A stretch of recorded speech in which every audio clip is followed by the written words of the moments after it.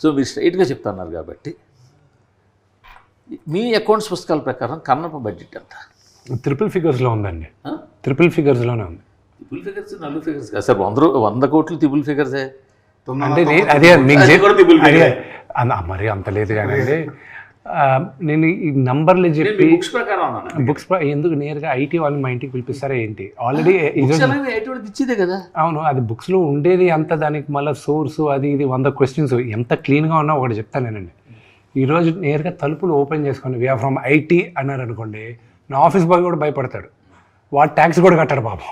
వాడికి ముందు ఉండేది మన అందరికీ ఐటీ అన్న ముందు భయం, ఎందుకు వచ్చిన గొడవ అని. సో అనుకునేది మాత్రం ట్రిపుల్ ఫిగర్స్లోనే వెళ్ళాం.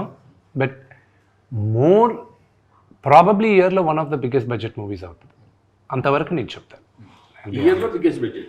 సో ఫార్ ఇప్పటి వరకు రిలీజ్ అయిన సినిమాల్లో it will be one of the biggest. ఈ ఇయర్లో రిలీజ్ అవుతున్న సినిమాల్లో మిగతా సినిమాలు ఏమున్నాయి పెద్ద బడ్జెట్ అన్నీ? రాజాసాబ్ వస్తుంది, that could be bigger, that is definitely bigger. OG budget ఎంత ఉంది? I don't know, around I think it is around 200 crores or something. This will be bigger. Sir ఇప్పుడు 3 గంటల 5 నిమిషాల సినిమా మామూలుగా అయితే ఈ రోజు 3 hours 10 minutes.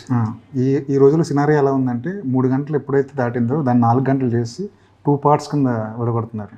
అలాంటి ఐడియా మీకు ఎవరు ఇవ్వలేదు? అంటే షూటింగ్ జరిగేటప్పుడు అందరూ అన్నారు ఇది 2వ పార్ట్ చేద్దామా అని. నేనన్నా కన్నప్ప కథ ఎప్పుడు వాడు కన్ను శివుడికి ఇచ్చేశాడు, శివుడు వచ్చి శివైక్యం అయిపోయిందో అక్కడికి అయిపోయింది. దాని తర్వాత లేదు. దాని తర్వాత మీరు క్రానికల్స్ ఆఫ్ కన్నప్ప అని ఏమైనా బిఫోర్ దేవుడు భక్తుడు ఏమైనా పెడితే అది ఓకే, కానీ ఇది కుదరదు. But see the whole idea, నేను కథ రాసుకున్నప్పుడు ఏంటంటే నాకు బాగా ఎక్సైట్ అయింది రాసే దాంట్లో. ఎంత మహాభక్తుడు అయ్యాడో కన్నప్ప అందరికీ తెలిసిందే. అంటే 63 నాయనార్లో ఇతను ఒక 13వ నాయనారుగా నిలిచిపోయాడు, ఒక ఆటవికుడు వచ్చాడు, ఓకే. బట్ ఇంత మహాభక్తుడు అవడానికి ఎంతగా ద్వేషించాలి దేవుణ్ణి, ఇతను ఎందుకు ద్వేషించాడు ఫస్ట్ పాయింట్ రావాలి.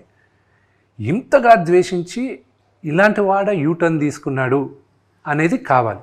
సో ఆ graph was very interesting for me to right. That is the major story.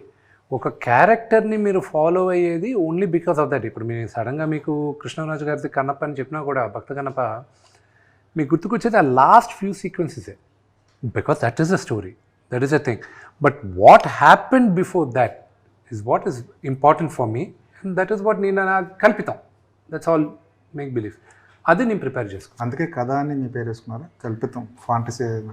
అంటే ఒరిజినల్ మూల ఇచ్చిన ఒక బేస్ ఐడియా వచ్చి ఫస్ట్ ఐడియా కన్నప్ప బర్నీ గారు చెప్పిన తర్వాత నేను కథ పెద్దది చేసేసరికి క్యాన్వాస్ పెద్దది. నాకు I'm huge fan of lord of the rings తెలుస్తుంది మీకు. సో నేను కాలేజ్లో ఉన్నప్పుడే పుస్తకాలు చదివాను, కామిక్ బుక్ అదే నావెల్స్. దాని తర్వాత మూవీస్ వచ్చినప్పుడు I went extensively watching the movies. మళ్ళీ రింగ్స్ ఆఫ్ పవర్ వచ్చినప్పుడు కూడా అన్నీ చూశాను. ఫర్ మీ కన్నప్ప ఉండే వరల్డ్లో there was an opportunity for this, the world of Kannappa. And then I said, okay, ఎందుకు మనం చేయకూడదు అన్న ఉద్దేశంతో చేసి బర్నీ గారు ఉండి, విష్ణు నువ్వు వెళ్ళేది నాన్న చాలా భారీ ఎత్తున ఉంది, నాకు 2-3 కోట్లు ఇచ్చావంటే నేను చేస్తాను, అంతగా నువ్వు అనుకున్న స్పాన్లో నేను చేయలేను, కథ నీకు ఇస్తాను, నువ్వు చేసుకోవాలి. 2015లో ఇచ్చేశాడు.